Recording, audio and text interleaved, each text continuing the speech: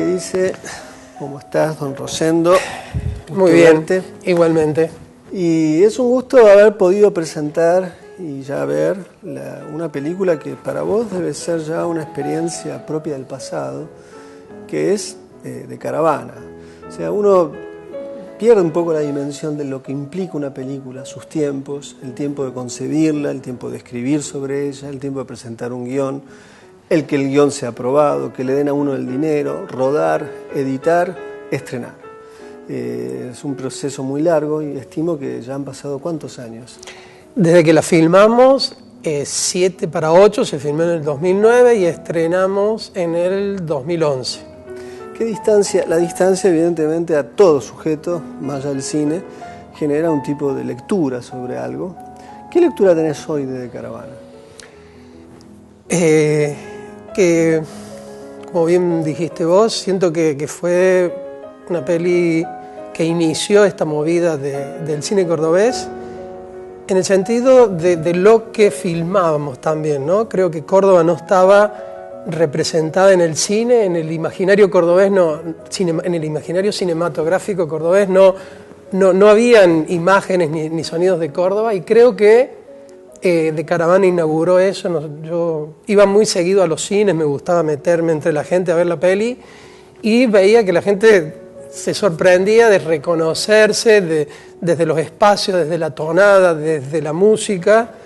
Creo que fue fundante en eso y bueno, también el efecto fue fuerte porque prácticamente era la primera película que llegaba a los cines de una forma un poquito más masiva, que generó esa apropiación del cordobés al sentirse un poco identificado, ¿no? Sí, por un lado es cierto lo que decís desde ya. La película tenía algo para mí que me parece que esta era un poco la clave de acceso. El cine que se hizo después en Córdoba es un cine más, de algún modo, circunscripto a un imaginario de clase, y no solamente un imaginario de clase, sino a un concepto generacional de los relatos. También, sí. Tu película arranca desde un lugar donde hay una clave de cine de naturaleza popular, donde la podía ver cualquiera. De hecho, las propias personas que podían ver esas películas estaban dentro de las películas. Estaba alguna clase media, que es la que está hacia el final en esta especie, la muestra fotográfica. Los personajes que se mueven en el mundo más, en algún caso marginal, o de clases trabajadoras, o de clases ya pseudo trabajadoras, y también hay gente de clase alta. Entonces, me gustaría un poco cómo pensabas eso, si eso fue de casualidad, uno llega a veces las cosas sin saber por qué, o que me cuentes un poco cuando empezaste a intuir qué iba a ser la película, si esto lo tenías en cuenta o no. Nosotros partimos de un hecho real, de una historia real, de una persona que yo conocía que era fanático de la Mona y le sucedió una historia con una chica de ahí, y después él tenía amigos que pertenecían a otros mundos, a otras clases sociales, y le dolió mucho ver estos choques y no aceptación y no conocimiento de la otra clase social. O sea, eso sí fue un punto de partida, y el retratar el mundo de este pibe, que después, con esto de las transformaciones que hablaba, se fue modificando, y lo sacamos de un pibe que trabajaba en la cocina de un negocio de comida, lo sacamos y lo llevamos justamente para marcar más esta diferencia de clases, lo llevamos a que el protagonista pertenecía a otra clase, pero que lo que le sucedía era lo mismo. Después, sumado a eso, nos preguntábamos todo el tiempo qué íbamos a filmar, más allá de lo que íbamos a filmar, qué otra cosa nos interesaba que se pudiera ver en la película, y estaba esto muy presente, el hecho de Córdoba, no solo desde la ciudad, la geografía, sino, como te decía, la forma de hablar, la música, la ironía del cordobés. Yo soy sanjuanino y venía desde que vine de niño, pero me sorprendía lo ácido que son los cordobeses en los chistes y en la forma de relacionarse. Entonces, más allá de la historia, siempre nos preguntábamos, en la película en general y escena tras escena, bueno, ¿qué estamos intentando filmar acá como en un subtexto, ¿no? Y creo que ahí en el guión y en el rodaje más o menos lo íbamos intuyendo, y después, por suerte, la cámara capta mucho más que la imaginación de uno. Entonces yo me imaginaba filmar en el Baile de la Mona, yo lo conocía muy bien, pero una vez que fuimos y pusimos la cámara registra. Digo que las películas son más inteligentes que nosotros los directores, o saben más, o por esto, ¿no? Porque uno en la imaginación puede plantear cosas, pero las películas no es matemática, como se va a hacer un edificio, uno sabe las medidas. Acá hay algo de lo orgánico, de lo vivo, que hay que dejarse invadir. Si uno quiere controlar todo eso, sale una película, me parece, cerrada, chiquita, mezquina. Si uno tiene claro qué quiere contar, pero a la vez está dispuesto a sorprenderse, puede suceder, ¿no? Y de Caravana particularmente nos sorprendió porque en muchos ámbitos la han analizado, desde el psicoanálisis, la arquitectura, desde el punto de vista antropológico, social, y muchas de esas cosas no estaban pensadas. Son lecturas justamente por eso de ir al encuentro con lo que estábamos filmando, de documentar esta historia de ficción que estábamos poniendo delante. Y si la película se hubiera filmado antes o después, seguramente hubiera sido distinta, porque iba todo mutando de acuerdo a cómo íbamos mutando nosotros los realizadores. En el mismo momento de la toma, los actores tenían la posibilidad de improvisar. Si algo nuevo descubrían de su personaje que quería decir o hacer, lo hacían. Después, si no era atinado, decíamos, no, vamos otra toma, no lo digas. Hay una cosa que me imagino que esto ayuda a los actores. En el cine en general hay muchas formas de filmar las escenas. Vos tenés, digamos, hay una preeminencia en la gramática que tiene la película de usos de planos secuencia, es decir, vos ponés a los actores en la escena y sostenés el registro hasta determinado momento. Hay bastantes planos, primeros planos, pero mejor dicho, planos generales, planos que generalmente no se suele trabajar sobre la narración. Vos tenés esta tendencia. Te quería preguntar por qué. Para el actor, evidentemente, es mucho más fácil improvisar en un concepto de duración que estar cortando cada rato porque quiere un plano, un contraplano o todo lo que sea. Entonces, contame un poco por qué. ¿Por qué es algo que se repite en todo tu cine? Sí, hay varias razones. La primera, me considero un amante del cine, un cinéfilo, trato de ver muchas películas todo el tiempo y por lo general uno ahí va formando su gusto, va decidiendo por qué tipo de película se inclina, y generalmente me gustan las películas que no tienen tanto montaje en edición, sino que ya son pensadas en los sets como un montaje interno, ¿no? Creo que es porque dan una sensación más de estar ahí, más de poderse meter en la película, que en la misma escena editada con 15 planos. Creo que la artificiosidad se nota más. Eso por un lado. Después, como a mí me interesa mucho la materia prima, ¿no?, humana y el actor, para el actor también es una posibilidad mucho más interesante uno como actor de meterse, nosotros decimos de respirar la escena. Si al actor lo corto cada 10 o 15 segundos, es posible que se convierta en un títere mío que está repitiendo lo que yo le digo sin saber bien la idea de toda la escena. En cambio, que el actor pueda respirar la escena, sentir, pensar en escena y sacar cosas nuevas, para él es una mejor posibilidad, para mí también, porque justamente tenemos esta sensación de presencia viva ahí, de que no hay tanta artificiosidad. Y en términos de producción también es un beneficio, porque las veces que hemos hecho muchos planos en la misma escena, se pierde más tiempo, porque cambiar la cámara implica mover luces, implica un montón de cosas que llevan tiempo. Yo prefiero usar ese tiempo en hacer más retomas de una sola toma que dividirla en tantos. O sea, hay varias razones por las cuales el plano secuencia. Y plano secuencia, el cine, muchos cineastas y críticos dicen que es movimiento. Estoy totalmente de acuerdo, y que si un plano secuencia no quiere decir que no tenga movimiento, sino que es una coreografía. Yo por lo menos lo que pensamos es que es una coreografía de movimiento de un actor que entra, que sale, la cámara cuando panea en el momento justo que el actor se va, otro sabe en qué momento preciso tiene que entrar, viene hasta primer plano. Es una especie de montaje en escena. Hay un plano magnífico que se acerca a la cara del Laucha, ¿no? Es magnífico, hay un traveling, va llegando. Queríamos meternos en la... sí. ¿No? O sea, ahí tenemos un claro momento para que se identifique, para los que están viendo la película. Que claro, y el pibe que salía del fondo tenía que salir en el momento justo para llegar, en qué momento le mostraba la foto de la Sara que estaba acostada.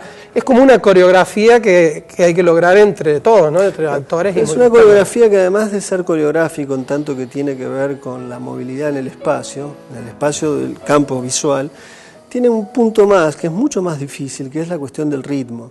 Generalmente los cineastas zanjan los problemas de registro a partir del ritmo que puede generar el montaje. Claro. Pero constituir y construir y conquistar un sentido de ritmo en el espacio implica un concepto muy preciso de movimientos, acciones, reacciones, diálogos, silencios y interacción en general, ¿no? Sí, claro, y yo creo que cuando uno entra en la vorágine del rodaje, ese ritmo se contagia en los actores, en el cámara, en todos, y por eso es que se mantiene ese ritmo durante toda la peli. Te quería preguntar algo vinculado con la Mona Jiménez. La Mona está y no está al principio, luego más o menos. Bueno, ahora ya se vio, o sea, si alguien no la había visto, eventualmente. Pero, ¿habías tenido algún momento alguna idea de trabajar más con él en escena? Sí, en el primer guión de Caravana, cuando el fotógrafo al comienzo va a hacerle fotos, había un momento de pausa en el recital, y él iba al camarín a hablar con la Mona para ver qué otro tipo de fotos quería. Después, una técnica de poner a prueba un guión es contárselo a alguien, ¿no? Yo suelo hacerlo, se lo cuento a alguien a ver si la recepción es buena, a ver qué me dicen, y yo en el mismo hecho de contar me voy dando cuenta si está enganchado, si no, qué le va pasando a la persona que le cuento la historia que estamos por filmar. Y contársela a distintas personas. Y en casa estaba trabajando un albañil, que yo sabía que era muy fanático de la Mona. Cuando le empecé a contar la historia y le conté el momento ese que la Mona estaba en el camarín con el fotógrafo, y después seguí contando y se quedó colgado con esa imagen y decía, pero la Mona no le decía nada más, y me volví a traer ese momento como que ahí vimos que la mirada de la película tenía que ser de la Mona ídolo arriba del escenario, que si nos poníamos a la misma distancia de cámara que con el protagonista, podía suceder algo que la peli se fuera para otro lado, y la Mona solo queríamos que fuera como un marco, como una excusa del secuestro y como una presentación del mundo de él y dónde se conoce, dónde se cruzan las clases.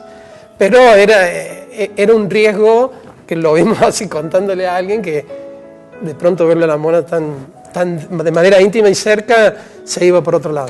Yo recuerdo cuando la presentamos, yo programé la película en el Festival de Hamburgo, donde soy programador, vos no pudiste ir, o no te pudimos llevar, no recuerdo, probablemente lo segundo. No pude. Nosotros presentamos la película, y la gente, la recepción de los alemanes respecto de Caravana, que es una película, imagínate, es otro universo conceptual, o sea, es como por lo menos un concepto desconocido para ese universo, relacionaron la película con Almodóvar, ¿no? O sea, yo decía una película almodovariana, decían los alemanes, lo cual yo entiendo por dónde agarraban. Eso que entiendo por dónde agarraba es que la película trabaja sobre estereotipos. Está el estereotipo del travesti, el estereotipo del marginal, del pibe de clase media sensible, de la chica que quiere ascender. Me gustaría que cuentes un poco, porque el estereotipo es fundamental para el cine. O se está pegado al estereotipo o se está alejado, y a partir del alejamiento uno puede encontrar variaciones sobre las formas donde la gente se identifica y cree que tiene una identidad determinada. Me gustaría si puedes hablar un poco de eso. Sí, era un riesgo el que corríamos al tratar los estereotipos o los arquetipos dentro de los personajes, pero en la vida real, claro, los existen, y yo muchas veces suelo comentar, si uno lleva a la pantalla a esa persona, van a decir por qué lleva a esa persona y que es un estereotipo.